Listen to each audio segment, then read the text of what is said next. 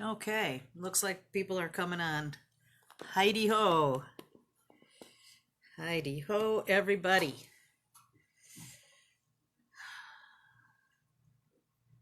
All right.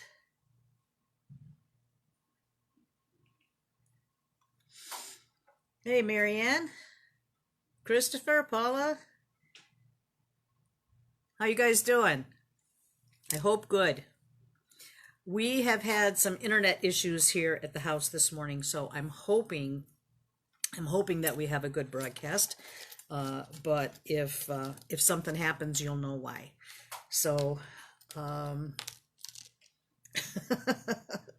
Chris Anderson in the House of Hens. That's good, Marianne. Okay, well, what I'm going to be doing today is a necklace comprised of a bunch of different links. I'm going to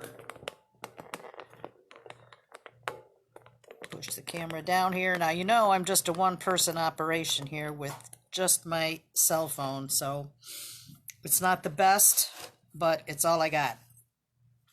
Okay, so what I'm doing is this necklace, and this I made out of fine silver. Hey, Carol. Hi, Paula. And I've got a couple of different styles of links. I'm sure there's tons of other ones that you can use, but these are the ones that I use most frequently. I like doing my little spirals and just my simple hammered links. I call them hammered links. They're just jump rings that I've made, like in a large size, and soldered them together and then hammer them. And I use them for a variety of different applications, like my favorite earrings that I have on right here. Lightweight and sparkly and lots of fun. Hey, Mary. Hi, Julie. All right. So I didn't finish this one yet because I just figured I'd make my hook while we're on here live, and I've got these other little links that I call bow ties, and it's just I'll show you how to do that. I like to do everything individually, so that way you could link them all together, and solder them together, but I like to make them independent so I can use them for different applications. So anyway, so what I'm using, I am using 14 gauge fine silver wire. I probably would have used 16 if I had it, but I don't have any on hand, so I used 14. But actually, this is a really nice weight chain if you're just using it as a necklace. But if you wanted to save save a little bit of money, you could probably do it in 16 gauge as well. So the only thing I used 18 gauge for the connecting jump rings, and we'll cover all of that stuff. All right. So, hey, Gwen. Yeah, there's so many different kinds of chains that you can make. I've made them where they you solder one link into the other link and so on and so on. But I like these two because there's lots of variety that you can do with them. You could even add some lampwork beads or something interesting in between the links if you wanted to do that. So lots of possibilities with a necklace like this, or a chain like this. All right, so what I'm using as far as tools, I'm going to be using a large round nose plier. I have 2 pairs of flat nose pliers, round nose, chain nose, the standard, and a flush cutter. I've got a file, flat file. I think this is a number 4, but I don't think that matters one bit for what we're doing here. And then my soldering setup. I am working on I don't know what kind of board this is. It reminds me of vermiculite, like a compressed, I don't know. I don't know, it's nice. This other one is pretty grody, and when I use flux, it kind of messes up the board. I mean, it's necessary in projects, you know, that you need flux in. But since I'm working with fine silver, I want to just use something that's pretty clean. So this, I don't use any flux on this one. So if I solder these little fine silvers on this cruddy board right here, I will usually pick up some of the board with me when I go to pick these up. So it's best if you just have something kind of clean and smooth that you can work with the fine silver on. Susan, you're asking me how many feet of silver does the necklace take? I have no idea. I just generally work off of a spool or a coil of wire. I probably used a couple of feet, maybe more. I wish I could tell you that, but I can tell you that my little bow ties here, I used 3 inches of wire for each one. So, you know, if you want to do the math, you could kind of figure that out. But I would say probably at least 3 feet. I'm not good about measuring that stuff beforehand. I just kind of roll. So, okay. So what I did earlier was I made a coil of jump rings, and I'm not really sure what these are, maybe 14 millimeter, something like that. I just made a coil of them, and then I cut them with my jeweler's saw and did that ahead of time. So I didn't have to do that now because my sawing skills pretty much suck, and I'd rather not you see them. But they are cut, and I'll be using those, and I'll make the dog bones, not dog bones, bow ties for you. You could call them dog bones, I guess. And then we'll make the spiral. I'll make that for you too, so you see how I do that. It's just kind of, there's no rhyme or reason to the way I do things. I just kind of do them. So if you like that style, we'll get along just fine. So I'm going to put this to the side, and let's see here. And I've got a handout for you at the end of the demo, as I usually do, that has some pictures, but really following along with the demo is always your best bet, because even though the instructions aren't bad, they're not quite as thorough as what I present in the demo. So I'm going to start with my 14 gauge wire, and just kind of straighten it out a little bit with my fingers. And where's my ruler? I've got my grandkid here, so things disappear right before my eyes even. Hang on a second. Well, I've got my ruler right here on my table, on my mat. So I'm just basically going to cut 3 inches.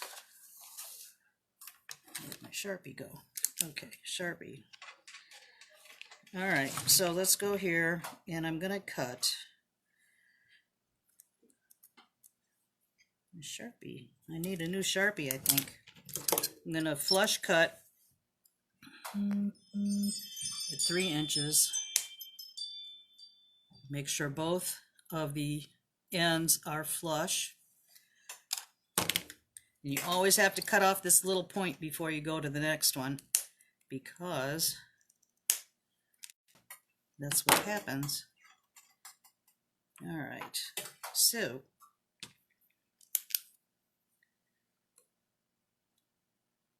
it doesn't have to be precise. I mean, you can make it, some of them I made it 2.5 inches. They're just a tad smaller. But this is really something you can decide how long you want the links to be. I don't have anything that's ever 100% consistent, but I kind of think that that's one of the nice things about making handmade things, is they shouldn't look like they came out of a factory. So I'll cut those links right there. I mean, those pieces. And I just give them, because they still have a little bit of, I don't know, they're not completely flat. Put my eyes on here. Sometimes there's a little roughness on the ends, so I'll just kind of run my wire. I kind of try to keep it hold it straight up and just give it a little bit of a file.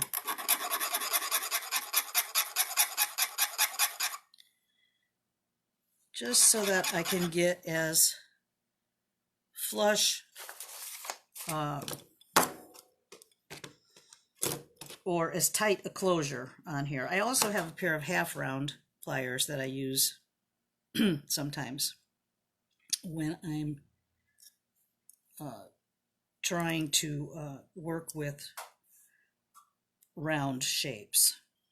So when you're soldering something like this closed, it doesn't have to be like a circle like this to close it. Sometimes if you form it into like a D shape, sort of a D shape, you can get those two ends of the wires to butt up against each other and close tightly.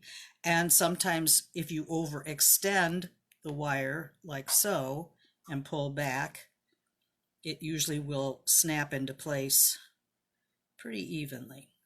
If you don't have the ends of your wire cut flat, your wire is not going to close, or it's not going to solder or join when you apply the heat.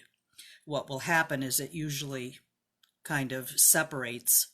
If you ever had that happen, you'll know what I'm talking about. The wire doesn't do what it's supposed to do. It kind of separates and doesn't join. All right, so you want it to be as smooth and closed as possible. I'll do a couple of those.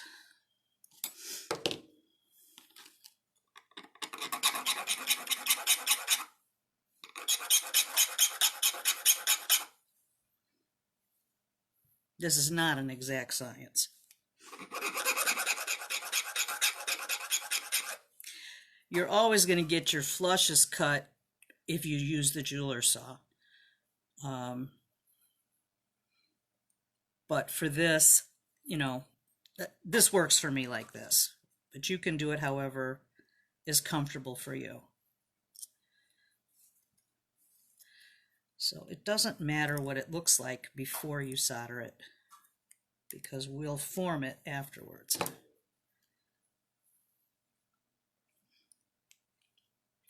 And then I'm going to do one more, and then I'll look for any comments or questions. And then we'll proceed. I tend to get a little bit ahead of myself sometimes, or a little bit flustered sometimes, and I kind of maybe forget to say something that might be important, but if I've done that, just give me a holler and I'll try to cover whatever I forgot to mention. I'll line these up here.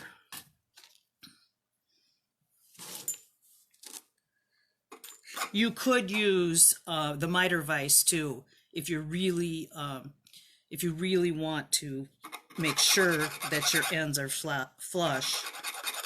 The miter vise is a good tool, but sometimes I just get a little bit impulsive and do stuff like this.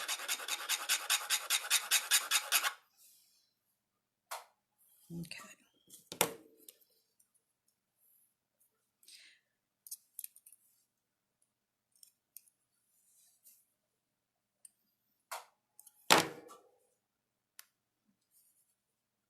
And I chose the fine silver wire over sterling because there's less steps in it, and this is a whole lot easier for a demo. But you can certainly use sterling silver if you want, or argentium. I'm just not that well versed in argentium. Okay. All right, so let's see there. Oh, we got a whole bunch more people. Hello, you guys. All right. All right, no questions, just hellos. Hello, everybody. All right, so I'm gonna solder these pieces here.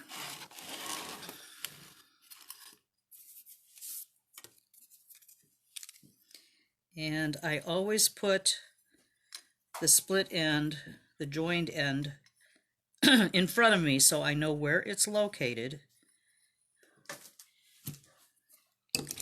And I don't really need a solder pick, but I like to have something around in case I need to move things around a bit.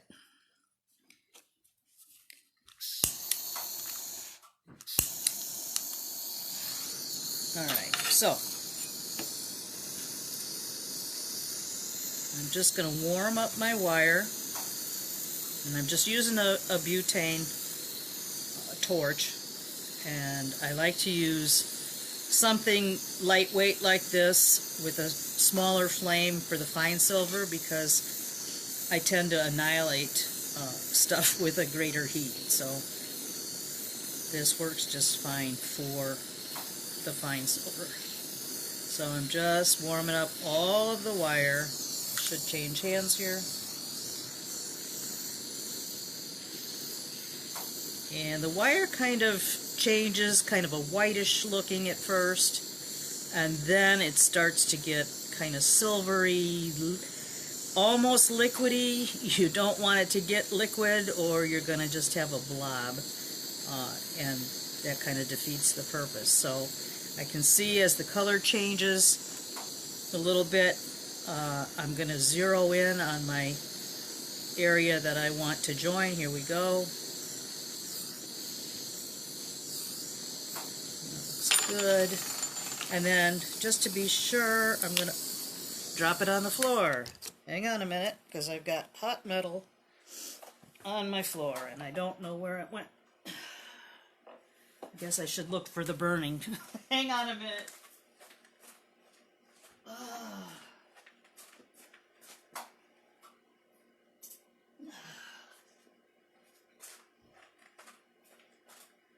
Well, that didn't go well. Now I have burned linoleum on my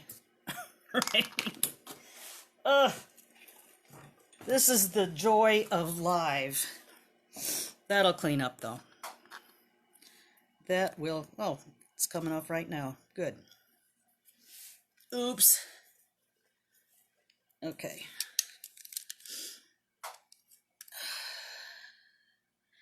And I guess it's good for you guys to see this stuff because stuff happens that you don't count on sometimes, even in the best of situations. I'm going to just turn that over because I can see it didn't join all the way through.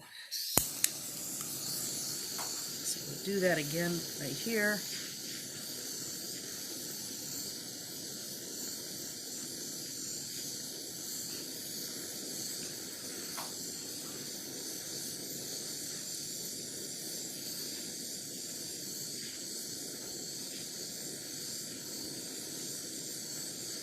There we go.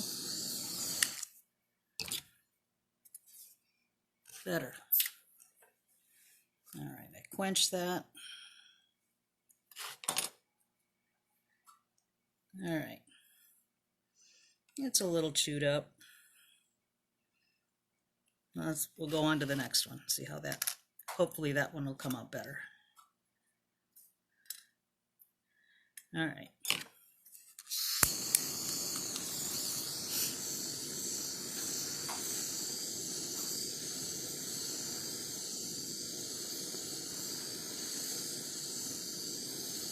Circulate that heat.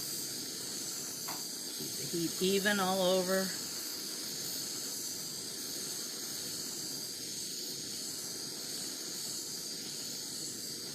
Okay, now we go in for the kill right there. I'll try flipping this over without dropping it this time.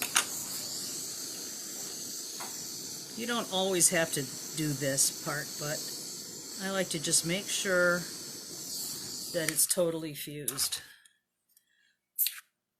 because when you're banging on it later, if it's not, it's going to come apart, and this is fine. And one more to go.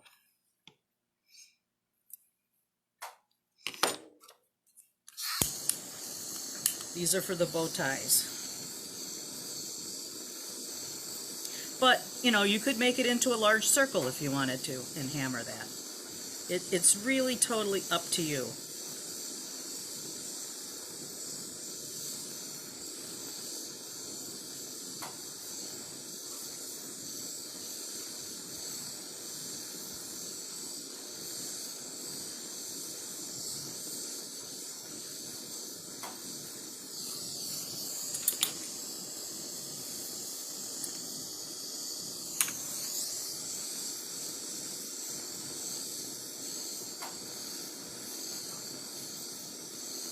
If the wire was a little bit thinner, I probably wouldn't need to turn it over. Or maybe if I was a better solderer or joiner, whatever you want to call it, that would be okay too. All right, so I've got those three.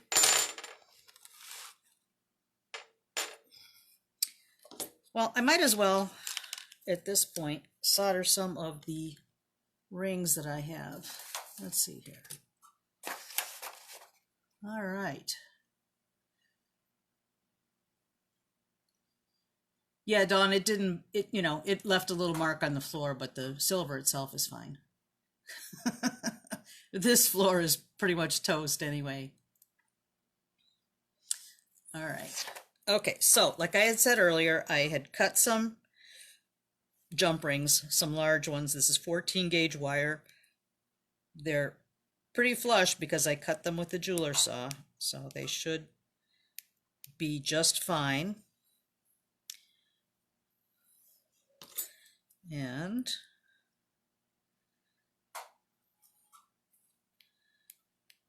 okay, so I'll just cut or solder a couple of these. I'll do 3 of these too.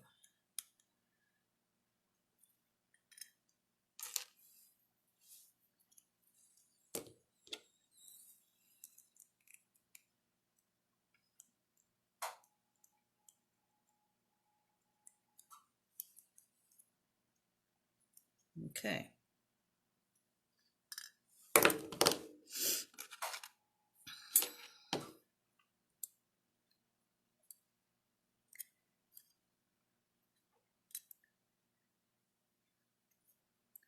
Sometimes if you close them really well, you can't see where the split is very well. So that's why I always put that split right in front facing me. Okay. So warm it up.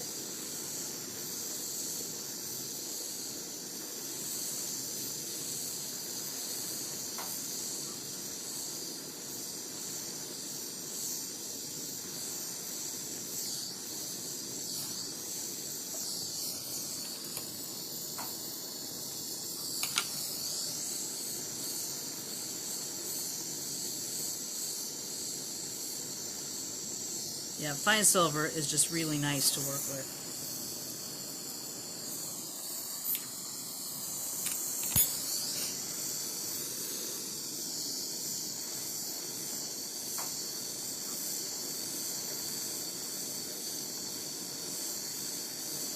Sometimes, you know, I've kind of overcooked it, kind of fried it a little bit, and you can use one of those silicone abrasive wheels, and a lot of times kind of just smooth that off and keep it from well, just make it look smoother again. Here we go.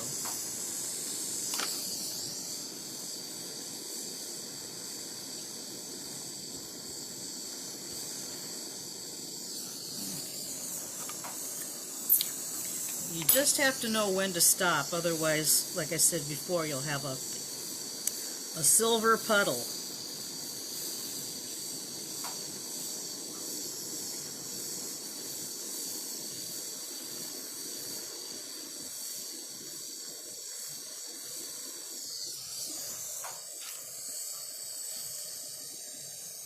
That's fine. That doesn't need it on the back. Okay, so get this hot stuff out of my way.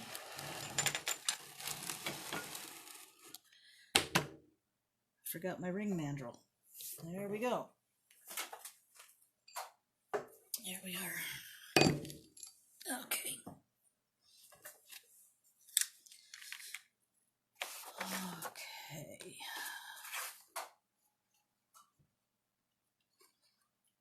All right. Okay. So for the bow ties, I'm going to use a pair of long round nose pliers. You could use baling pliers if you had anything that will stretch open wide like this. I'm just going to put those in there and just pull that link a little bit. You could even, if you wanted to just have long links like this, hammer this out and you'd have another link variety.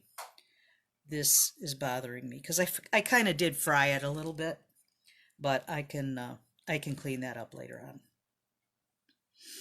All right, so we'll stretch these out. Whoop, I slipped, but I'm good. My wire didn't break, my pliers just came apart. Okay.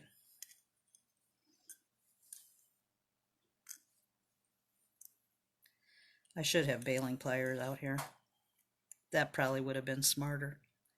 These are a little bit wonky. I don't have any with me. Try this other pair. These are a little better. Those other ones I think are sprung. I think the something about them.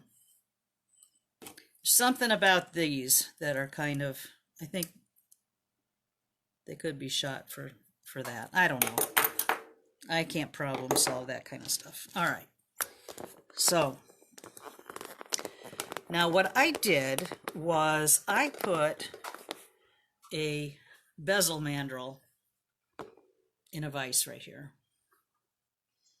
I just happened to have one of these, so I was using this. And what I did was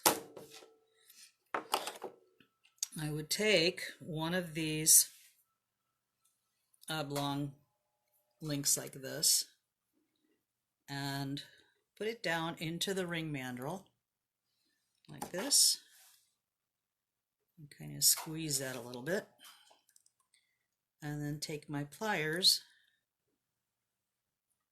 and give this a twist.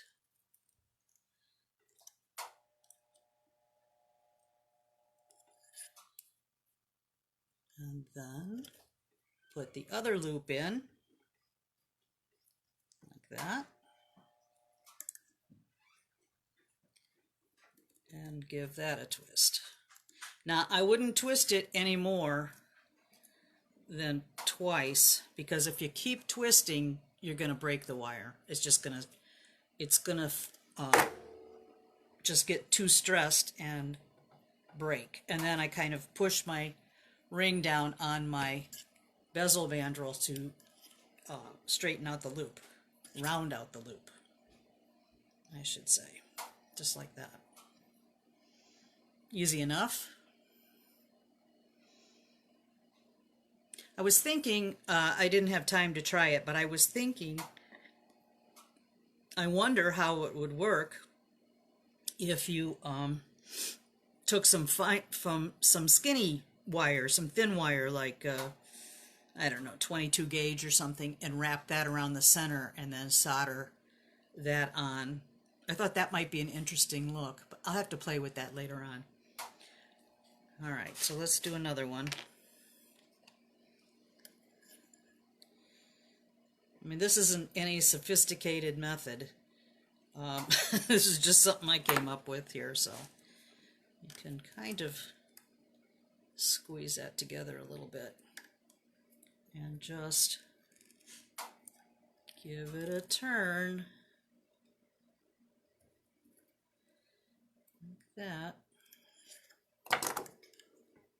And then round out your loops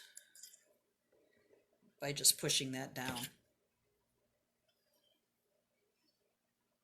Easy peasy. I'll do another one because I had done 3. I had soldered 3. Just kind of squeeze that in a little bit.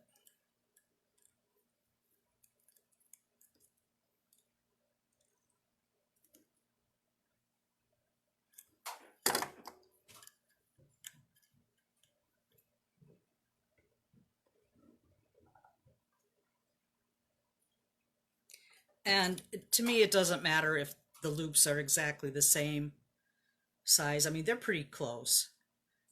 They're pretty close to the same size. All right.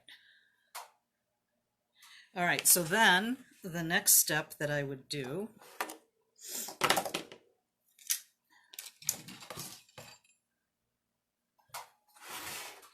is I will take my bench block and chasing hammer.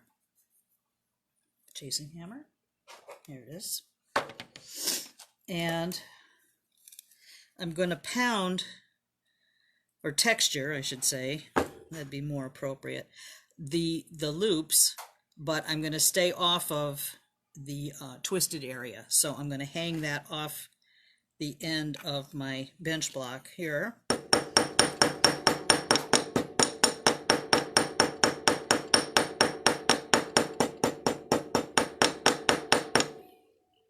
And you can get as involved in it as you want. I'm just kind of streamlining everything because it's a demo.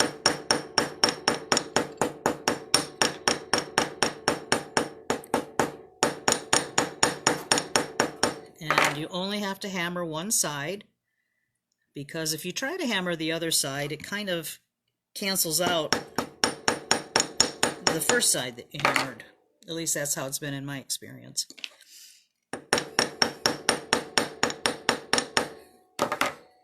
All right.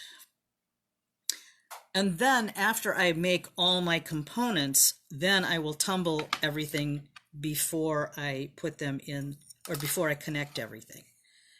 Just so, it's just easier to do it that way, in my opinion.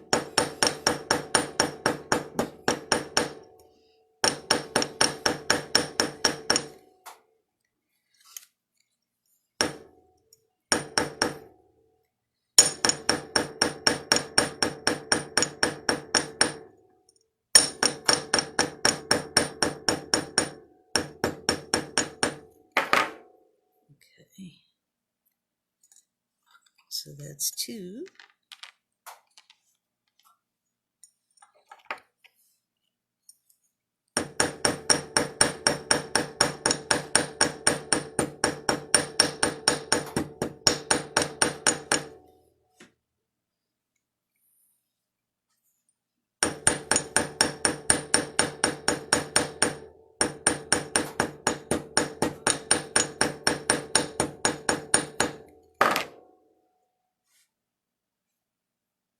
Oh, I broke this one.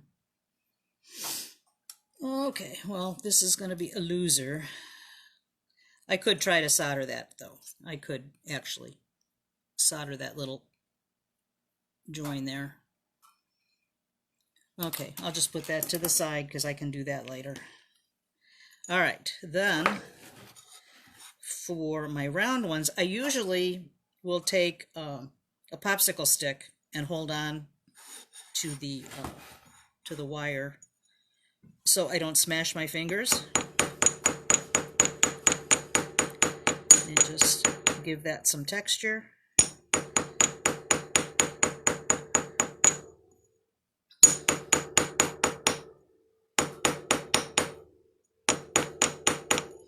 And if they get a little bit wonky, you can always put them, not in this one because that's too small. I can put it in the bezel mandrel and straighten that ring out a little bit. All right.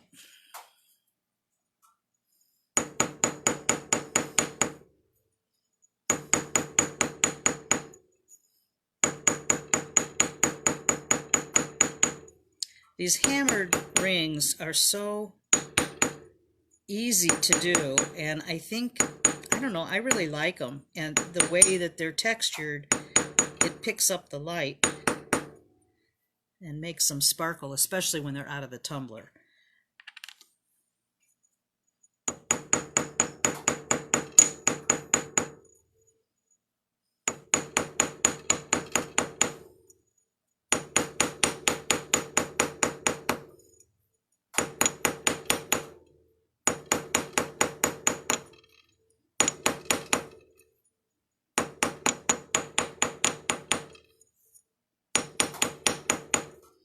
Okay, so I have these,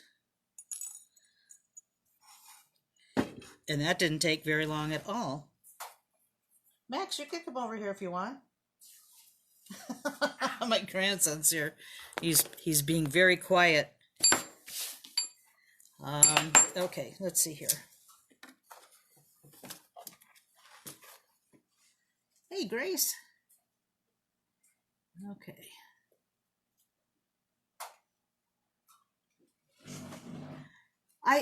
Grace, I don't know. I mean, you could probably do it a bunch of different ways. Sometimes when I find one way that works, I just kind of leave it at that and don't do any more experimenting. But sure, I don't see why you couldn't do that. And it's true, Deborah. Everybody seems to have their own way of doing things, and this is just how I come up with some of this stuff. But there's no rule that it has to be a certain way. Okay, now let's see. Oh, all right. So then the next thing, we'll do a spiral, and then I'll do a clasp, and then I'll just join a few of these together, just so you can see the process. But I'm not going to do the entire necklace. That would take a long time, and honestly, I don't need another one because I just made that one.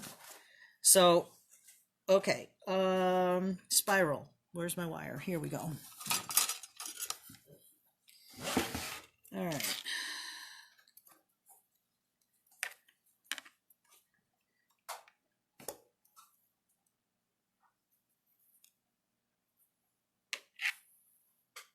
Oh, the pink eraser's an idea too, Wendy. That sounds good. All right, to make a spiral, it's just a freeform spiral. I'm going to just flush cut the end of my wire here. And I'm going to start off with, let's come over here. I'm going to start off with, this is my 14 gauge wire, and I'm going to start off with a small pair of round nose pliers, and I'm going to make the smallest loop that I can with the round nose.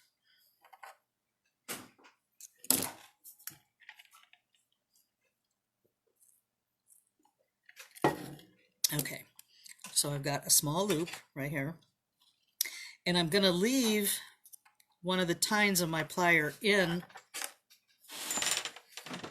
the loop for just a minute or two, and kind of roll this wire, and I don't want it tight together. It's just kind of a loose coil till I have about that much, and then I'll remove the round nose pliers and grab onto this with flat nose pliers. So I'm grabbing onto the spiral, the small spiral that's formed, and I'm going to keep my other hand here feeding or supporting the wire as I turn, keeping my coil, some distance. You could make it closer together if you wanted. I just kind of like the look of the open spiral like this. And you can make it as small or as large as you want. It's just totally up to you. And I guess how much silver you want to use up. So that's big enough to me. All right, so I'm going to cut my wire. I have no measurement. I just kind of eyeball stuff. Flush cut that off to disconnect that wire. And then I'm going to cut at an angle. I'm going to cut this little part of the wire. I don't know if you can see that or not. I'm just going to cut that at an angle. So hopefully it will lay or rest on this wire a little bit nicer. And I'm just going to give it a little bit of a bend.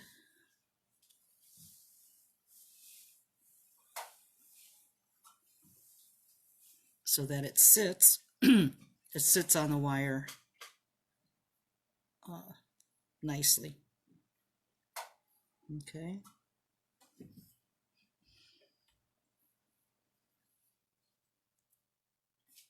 So then I'm going to solder or join this, or fuse, I should say. Define my words. Actually, I'm going to file this little end just a tiny bit.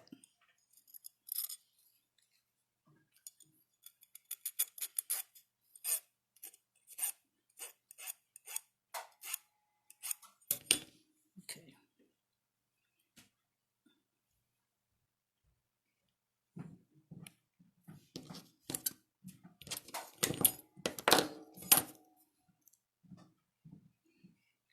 And then it rests, make sure that it's resting on the wire, and then I'm going to fuse this.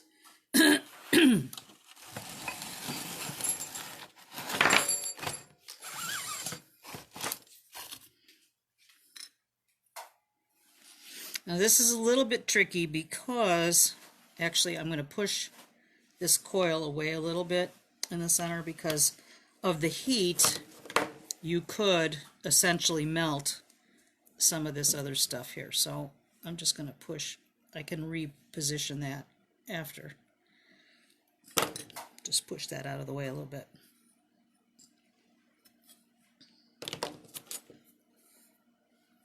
Yes?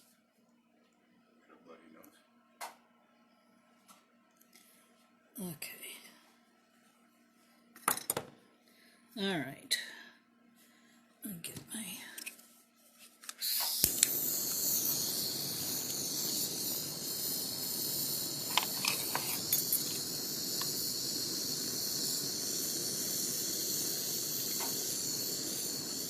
I'm going to warm up the whole piece, but I really want to keep my focus on where I want to attach.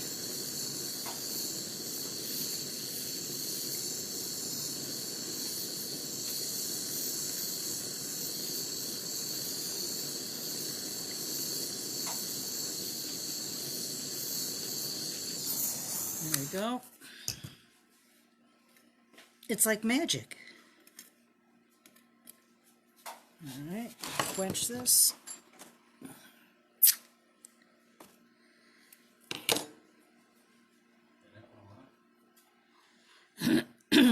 Okay, so then I can push this back over here a little bit. And at this point, you know, if it needs to be filed a little bit or whatever, refined a little bit, you could do it at this point. This one's not too bad. And then I will hammer or texture this one as well. And that will harden it a little bit.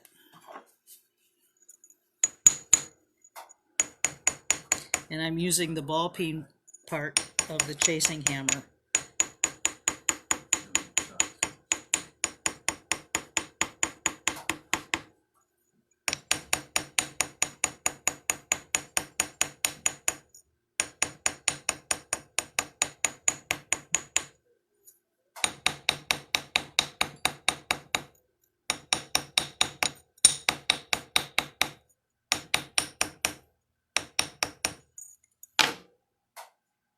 Okay.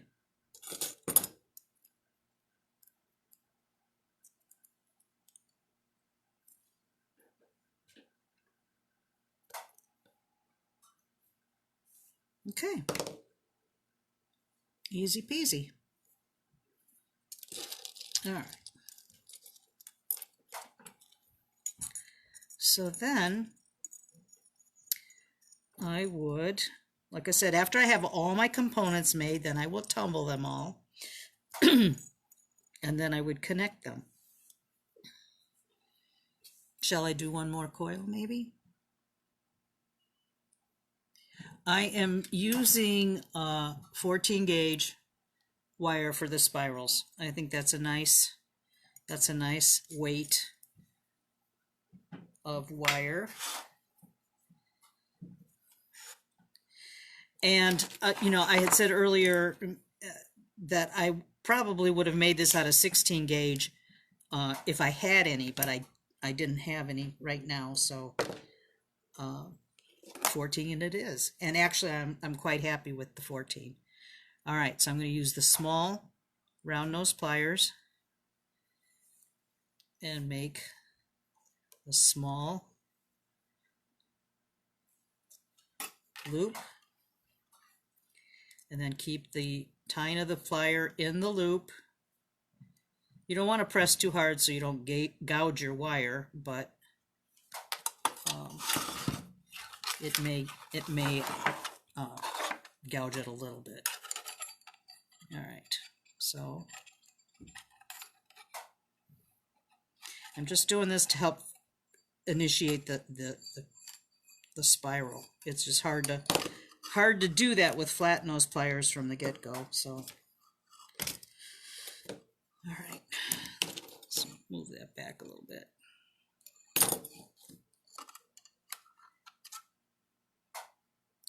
This one I'll make a little bit smaller.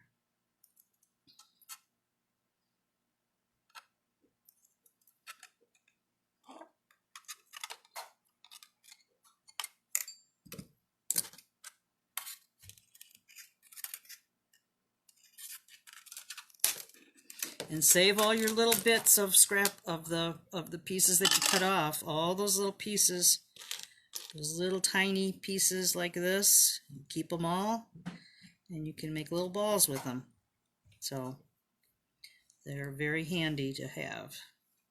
All right, so now I'm going to, on the inside of that wire, I'm going to give it a little cut at an angle.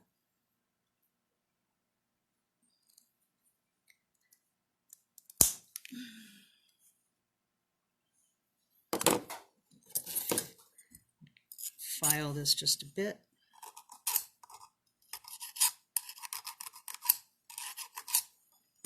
Just enough so that angle will fit down onto the long pliers.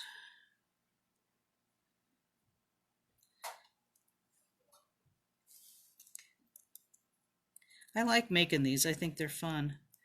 And you can do other shapes too if you want, like curly Q S's and things like that. My kiln's done. I've got a bunch of glass in the kiln. I've just been on such a kick making glass, doing glass beads lately.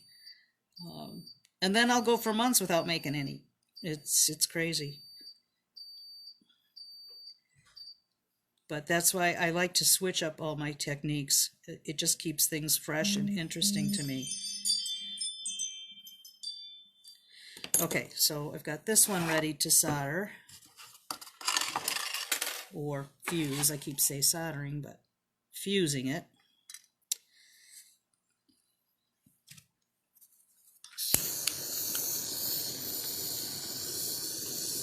Warm it all up.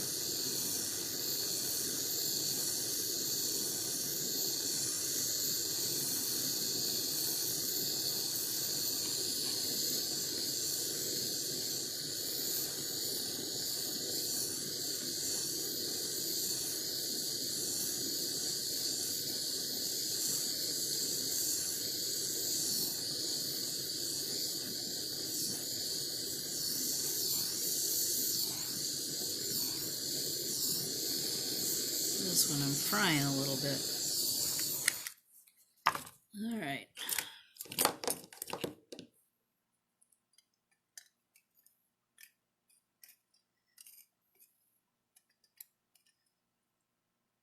Oh, that's fused. All right.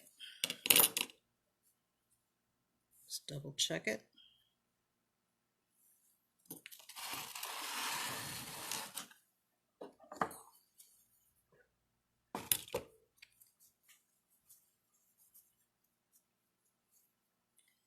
And dry it off. Oh, thanks, Robin. Yeah, those Ukraine hearts really really did well. I've made over 100 of them, so I was able to donate quite a bit, and it felt good to do something like that.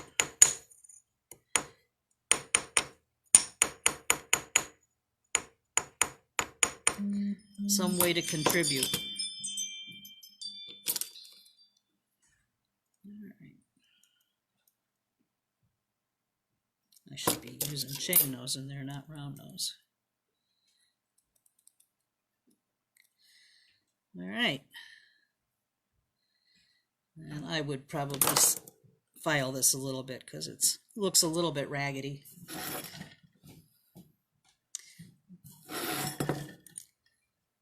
Or I could just use this.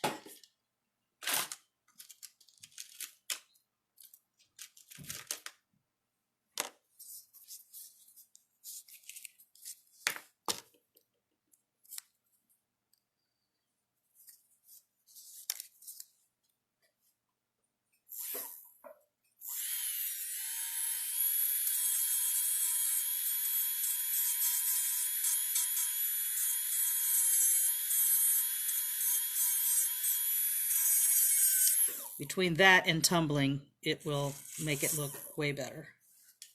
That didn't take much. All right, so let's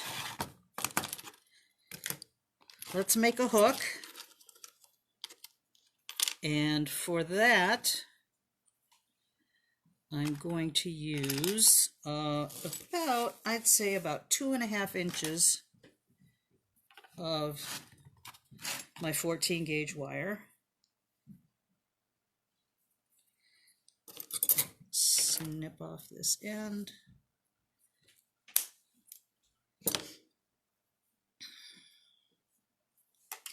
Actually, I think it's about 2 1/4 for the type of pliers, for the size pliers that you use. This is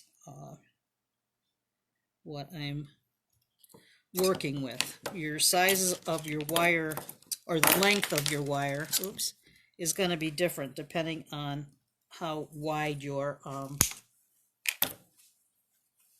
pliers are. If you, by that I mean, if you used these size pliers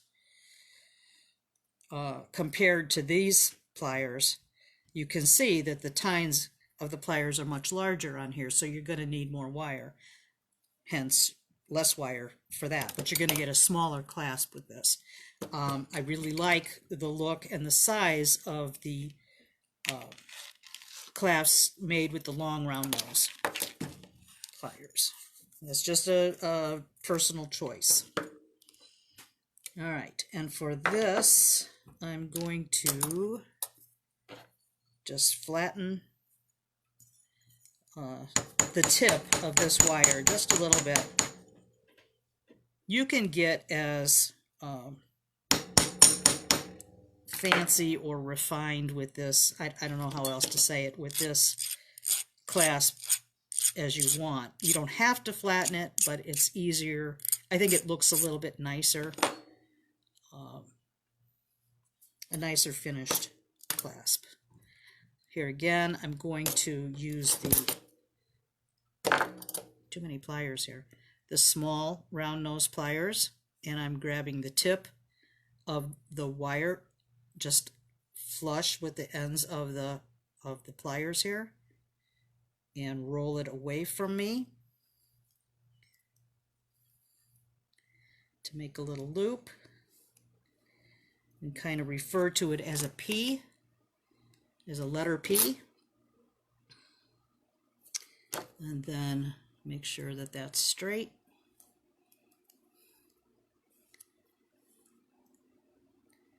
Have that tucked up right against the wire. So you have a nice little P right there.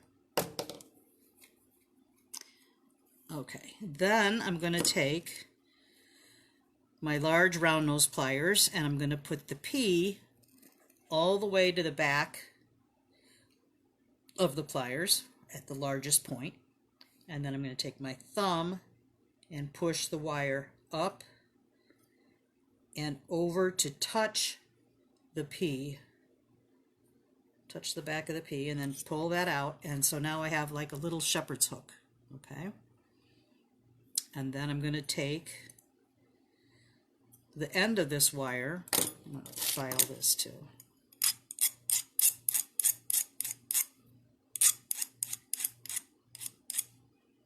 Okay.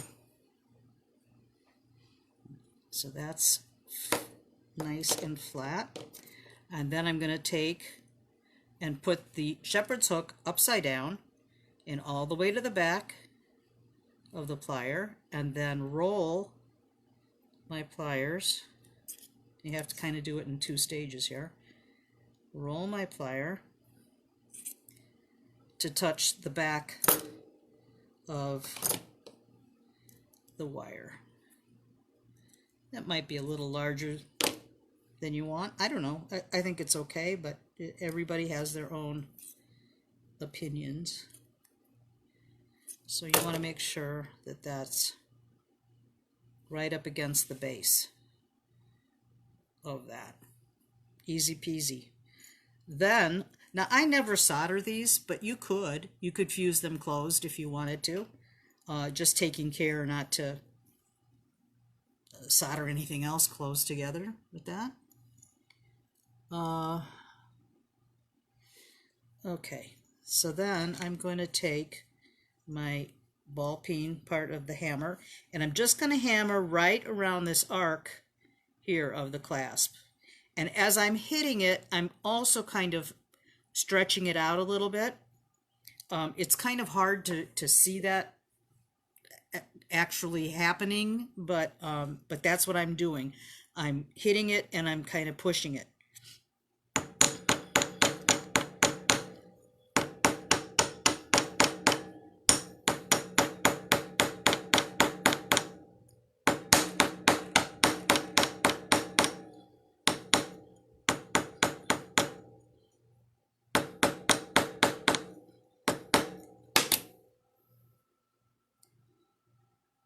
Okay, so that's the clasp that I'm going to use for this. I've used these clasps for so many different types of things that I've made. I really like them, and I've never had any issue with them. All right, so when I assemble this, I happen to have a bunch of jump rings already cut. These are 5.5s. I use 4mm and, well, I guess my favorite sizes, most used sizes, are 3mm, 4mm, and 5.5mm. When I do these earrings, I also do a bracelet like this as well. Yeah, excuse me. And I use the 5.5s. I just think it's a good size. But I'm sure you could use any size that you like. That it just gives it enough space between the two, but you could have them have a little more distance if you wanted to. But this is like a 5.5 here, a 4, and then I've got a 3 hooked up to my ear wire. So, but when I do my bracelets, and I've done a demo on this, making this bracelet, but that's all it is, are these links all connected with the 5.5. The jump ring gauge is 18 gauge, 5.5. So for that, I'm going to use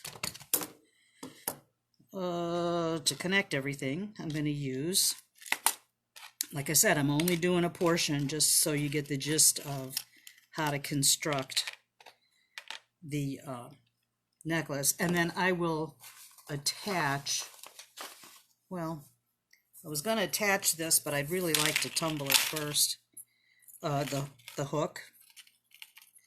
But that's all I would do to, well, we'll get there. We'll get there. Let's see, this is what I say, I get ahead of myself. All right, so I'm just going to open up a few of the jump rings.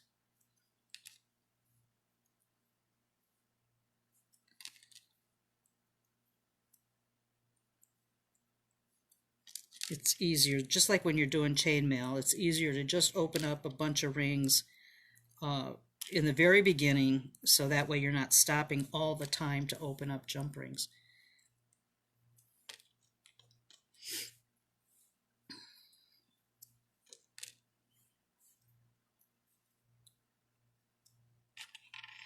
All right, so I will take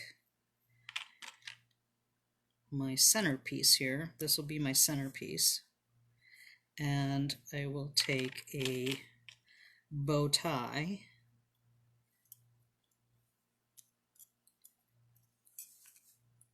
And make sure that you're putting the hammered size on both of them. You know, that you're putting them on correctly so that they both are hammered, or they're all hammered on the top. I've done that before where you're connecting things and not really paying attention, and then you look back and it's like, oh, these are upside down. So, and I do them in twos. I always separate or connect with two. And you can make it symmetrical if you want, or you can just make it any which way you want.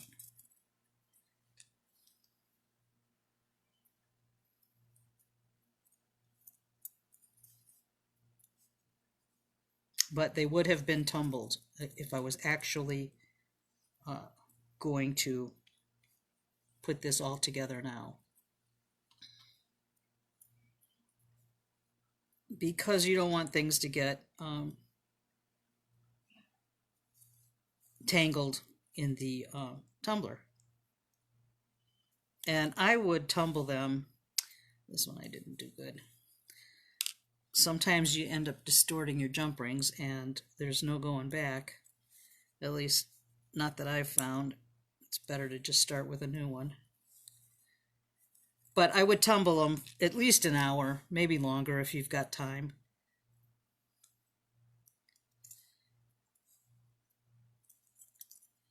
Make sure that you close your jump rings nice and tightly. And when you, if you don't know, you just, when you open a jump ring, you're always using 2 flat nose pliers, and you give the jump ring a little twist. You don't want to twist it so much that you distort it, but you need to give it a little twist. And then when you close it, you twist it back, but you're also applying sort of an inward pressure so that they meet, and you give them a little wiggle. And just like before when I was saying about making these large rings or closing them, sometimes you have to go over the jump ring a little bit and then pull it back for it to snap into place.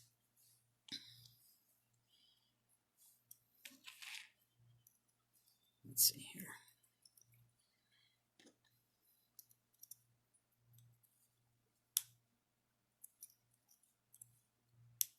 But if you close your jump rings securely, you're not going to lose them. They're not going to come apart on you. I mean, some people like to solder their things closed like this.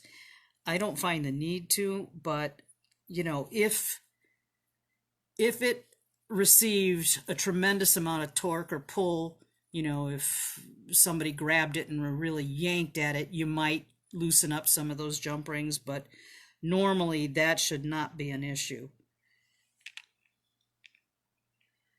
All right. So you would just continue building the necklace, or this could even be a bracelet if you wanted to make a smaller one. Be a lot quicker, but it would be a pretty bracelet as well. And then when it comes to the end, well, I'll go ahead and attach these, but I'm going to take these all apart later, you know, because I want to tumble them. But I could actually make some earrings to go with my necklace with some of these components.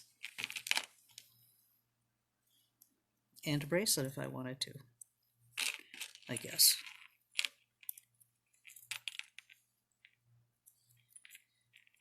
All right.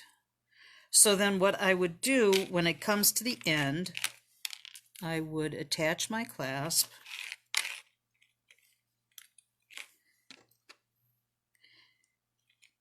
Like so.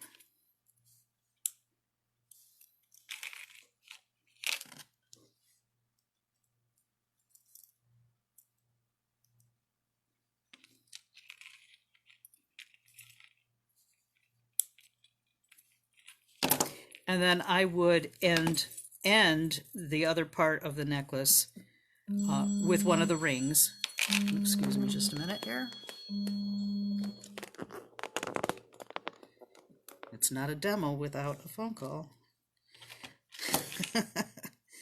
Okay, so I would end it like that with the hook on the one end and then the ring on the other end as your closure.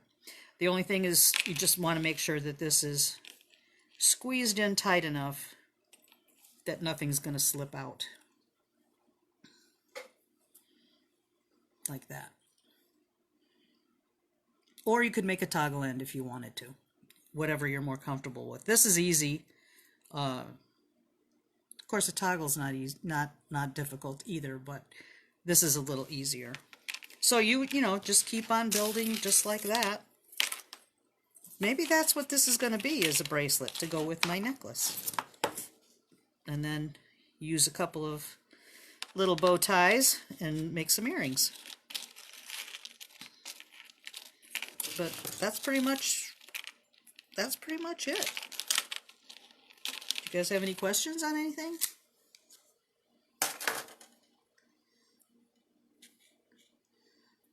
Deborah says she's just starting to use the tumbler on her silver stuff. Yeah, the tumbler's great.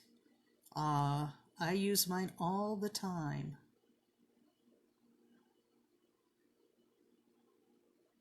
Dawn, you're saying Jose Andreas? His is on his way set up. I'm not sure what that I follow. Is this in regards to the Ukraine, Dawn? I don't know. Okay. Okay. Anything else?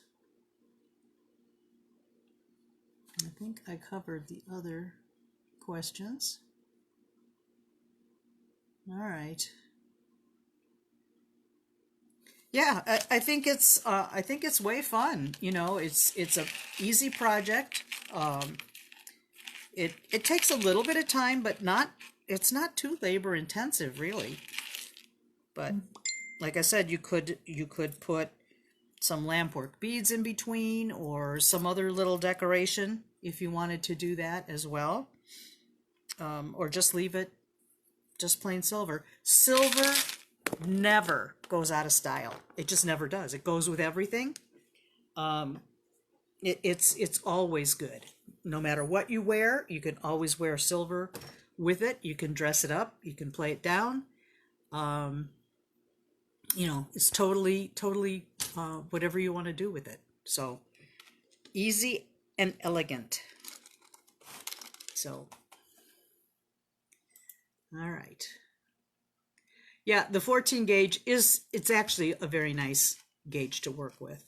Sometimes when I do demos and I don't really need the project or not sure how I would sell it. I mean, I don't know what I would charge for something like this because there's quite a lot of silver in it. Um, I have a hard time pricing stuff. I really do. But anyway, a lot of times I'll use like copper or a thinner metal when I'm working with demo stuff, just to save a little bit on the cost. Um, yeah, I mean everything's just really ridiculously high right now. So I mean silver's not is certainly not as high as it's been. I mean I don't know, a few years ago it was like $38 or something like that an ounce. Of course, I didn't buy much then, but I could use some silver right now, and I'm kind of holding off, but maybe there's no point to that. Maybe it's going to stay high for a little while, so I don't know. We shall see. You should always buy a lot when it's low, if you can use it, you know. I mean, it's never going to go to waste, you know. Yeah, I'm going to have to break down because I really want some 16 gauge. I do most of my chainmail in 18 gauge, but I'm kind of liking doing it with 16 gauge now. So I just think it's a little bit more substantial. It has a nicer weight to it, especially depending on the weave. I think the 16 gauge is kind of nice. I'm not really sure what I'm going to do next week yet. I was kind of thinking about for people that don't solder, because I have quite a few in the group that don't do that, but they like some of the other demos that I present. I was thinking about maybe doing some cabs like with glue-on bales. I don't know, that sounds horrible to a metalsmith, but there are other ways of attaching bales to cabs, and I'm just kind of toying with that because several of the Ukraine hearts that people bought, you know, they just wanted to hang it on a chain. They didn't want any fancy beadwork or silver work around it. So I was thinking about maybe kind of just going over the steps of that, but that's really not a very long demo, but maybe I can work something else into that. But it might be a good time since people have bought so many cabs lately. Yes, I remember, Dawn, when I first started buying silver, it was about $7 an ounce. And, you know, I thought that was expensive then, but, you know, times have changed and prices have gone up. So, yeah, it did go down to about 12 a few years ago. So that was good, and I stocked up on a lot at that point. But it seems like, especially if you're doing chainmail, you go through the wire like crazy. So um, I don't know. We shall see what I do next week. I'll let you guys know. But I thought this was kind of a fun project, and if you make a chain like this, post it in the group. I know Chris Anderson did a chain that he posted in our group last week, and it's very cool. If you haven't watched the video, please watch it. It's totally different than what I did today, and that's okay because you know, not everything should be the same. And there's, you know, I don't know, there's that saying, there's 10 different ways to skin a cat. I know that sounds horrible, but you know, there's always different ways to do things. And you know, I'd like to see what you guys come up with.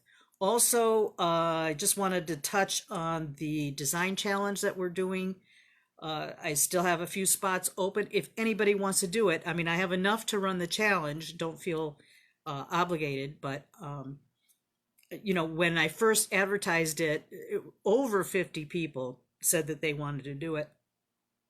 And then I started to panic because I thought, oh my God, I got to make 50 kits or 50 plus kits. And, you know, it's going to take a lot of time and blah, blah, blah. And so I limited it to 25. And I thought, well, we'll just have a drawing with numbers. So that way it's as fair as I can figure. And then, you know, I'll pick 25 numbers. I have Max pick it because he's going to be here this weekend. And he can draw the numbers, and whoever, you know, gets drawn, they're in. But if we only have 25 people, there's no point, there's no need for a drawing. Whoever signed up will be in. The drawing's only needed if there's more than 25. And we're very close to that already. So, you know, that's totally whatever you guys want to do. But my point to that was, you know, there's 10 different elements that are included in the kit, and each participant will add one element of their choosing to form whatever they want to make with that.